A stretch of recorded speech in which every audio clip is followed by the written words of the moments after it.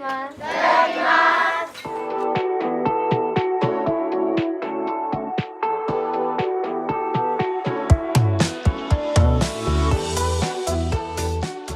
So for the last 5 months since I've moved to Japan, I've been documenting my school lunches at work almost every single day now. At first, I kind of did it for fun. It was just so different. It was just so nutritious, and like there was just so much variety. One meal would not repeat more than once within the month, but somehow like one day became 1 week, became 1 month, became 5 months. And now I don't even think my staff really cares whenever they just see me popping out my phone, like just taking pictures of the food. And honestly, I don't think I regret it either. Like I was just thinking about how unexpectedly throughout this like whole thing, how kyushoku, or the Japanese word for the Japanese school lunches, has actually changed my life. Unexpected. I know it's a big statement. Please hear me out, okay? Pretty much like before coming to Japan, I really had gotten used to my stomach always feeling inflamed and uncomfortable. And I know it was because like a lot of foods in the US, you know, I was eating restaurant food, I was eating processed food, I was eating food with a lot of oil, sugar, dairy, things like that, and things that would just ultimately irritate your stomach, but also some of the ingredients that they put into like American food. That is like a story for a whole other video. So that being said, in the States, I didn't really have much of a habit to like eat a lot of whole foods. I would eat it sometimes, but I loved going out eating with my friends. So, you know, the default is that my gut always felt inflamed, and when you kind of get used to that, you kind of forget what it feels, what a healthy gut ecosystem feels like, that your stomach isn't supposed to feel uncomfortable, and actually you're not even supposed to feel anything. That's crazy. So when I came to Japan and I was starting to eat school lunches, the nutritious school lunches, like 5 days a week, Monday through Friday, it's literally the thing that I look forward to every day. It has so much like vegetables and meat, and it's so interesting, and it always tastes so good. Like the rice that they cook, the consistency is always so perfect that I can't usually get or make at home, because maybe I'm just not that good at cooking rice, but sometimes it's either too dry or too watery. But yeah, so like after eating the meals, I would notice that 1, I never felt sleepy or sluggish after eating it. 2, my stomach was just so quiet, and I was just like, I feel like I don't even have a stomach. And that's how much I realized like the discomfort made me always so aware that my stomach was there, that it was like slightly uncomfortable. But I thought, you know, it's just in the back of my head, I thought I was used to it. It's pretty much kind of like that recent Spider-Man movie, I think it was Spider-Man No Way Home, where that one villain after Spider-Man put, was it like the thing to like help cure him, and his mind just like went from always being negative to just like quiet. And that's how my gut felt like, and I was like, wow, I like, you know, it's like that moment where you realize you completely forgot what it felt like to have a normal stomach, and you're like, oh, this is what it feels like. That's amazing. Okay. But anyway, 3 is like how nutritious it is. It's so jam-packed, and we're gonna go over more later about like how the school nutritionist approaches designing the nutrition of these meals. But ultimately it's made me crave more like whole foods naturally. It has like extended beyond the school system, and then now when I'm like at home, I actually opt to eat more of my like whole foods cooked meal instead of conveniently walking to the convenience store or going to a nearby restaurant for takeout or just eating there, because eating out here is pretty affordable if you're just eating at regular restaurants. But you know, it's still, you know, it's still very oily sometimes and things. It's definitely a little bit better here in Japan. The palate is very lighter. Eating that meal every day has kind of reset what my mind and my body thinks is like a normal, nutritious, and preferable meal for my body, has then, you know, just extended to the rest of other parts of my life. And now I have like more energy. Anyway, all of that's a separate story. What you came here for today is the meals, and I'm excited to show them to you and their nutritional values. I took time to try to like translate the Japanese meal calendar, so please enjoy.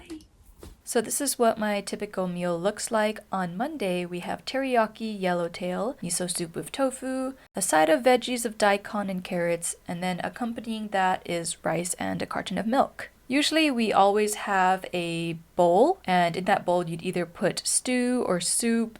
On rare occasions it's pasta, and there's always will be like a plate of side dishes. Usually it's with protein and veggies. So the protein can be some kind of meat or fish or eggs. Each day alternates between rice or bread. Sometimes there's no protein in the plate because it's already in the bowl of stew or soup or pasta. And there's always a carton of milk, but because I'm lactose sensitive, I can't drink it. One time I tried drinking the milk and it was so creamy I felt nauseous afterwards.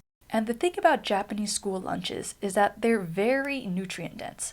When designing the next month's menu, the school nutritionist has to meet certain nutritional requirements. Here's an example of what the Japanese food guide spinning top looks like, which also includes exercise and water consumption. It's pretty similar to the American food period that I grew up with in school. Now, here's another version of the Japanese food pyramid that follows the same format, except that they've also gone ahead and color-coded the different food groups.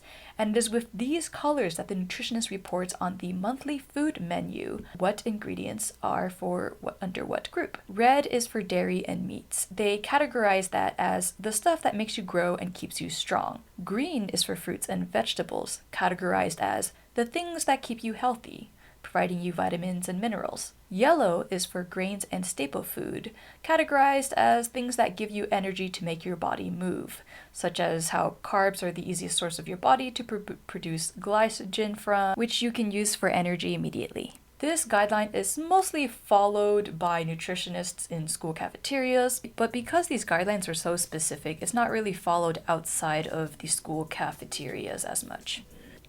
Now that we know this, let's see how it plays out in the rest of the school lunches. On Tuesday, we've got a side of bread, some shredded vegetables, with the main dish of tomato penne pasta with ground pork. And since today was probably a special day, they've also provided a dessert of strawberry muffin. For this meal, I would rate personally the bread more on the lower side, maybe like a 3 or 4 out of 10 because it's always so dry, but it's a staple. But I would definitely rate the main course, the ground pork penne pasta, a 10 out of 10. It's so good. I feel like for most of these meals, I could eat them forever, except for the limitations that is my stomach and also the amount of servings they provide. And on Wednesday, we've got chicken or fish meatloaf with egg, white sesame seeds miso soup, rice, butter, konjac, parsley, corn, cabbage, carrot, white onion. And you can see they're separated by the red group, yellow group, and green group. Yo, and can I just say, the rice is always perfect. It has the perfect consistency, that kind of like mochi, soft, not too wet, not too dry kind of like texture. I can't achieve this at home, so I just look forward to eating the rice from school lunch every other day when they have rice. And then the miso soup is always popping with vegetables, like always. I cannot have that many vegetables in my fridge, so it's great to eat it at school. And then on Thursday, we've got some roasted soy flour chicken, a side of bread, and some kind of stew with a lot of veggies. It kind of has like the texture consistency of curry at this point. I'd say I give the bread, again, like a 3 or 4 out of 10, and then the chicken, maybe also just like a 5 out of 10, the veggies, a 6 or 7 out of 10, and then the kind of like stew, curry, about like a 10 out of 10. So good, oh my god. And last but not least, on Friday, we've got crispy chicken, some corn and bacon, and then some kind of broth with a lot of veggies and pasta. I'd give the crispy chicken a 8 out of 10. The corn, corn is corn, so like also 8 out of 10. And then the soup is definitely a 10 out of 10.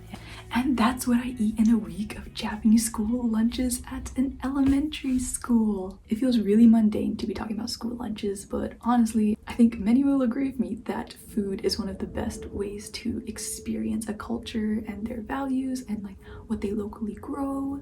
So like, what about you? What is the school lunch in your country like? For example, I know in France, their food looks hella good. Like they have choices. If you want to see more videos like this one, then please click subscribe below. Also like this video if you liked it, and see you in the next video. Bye.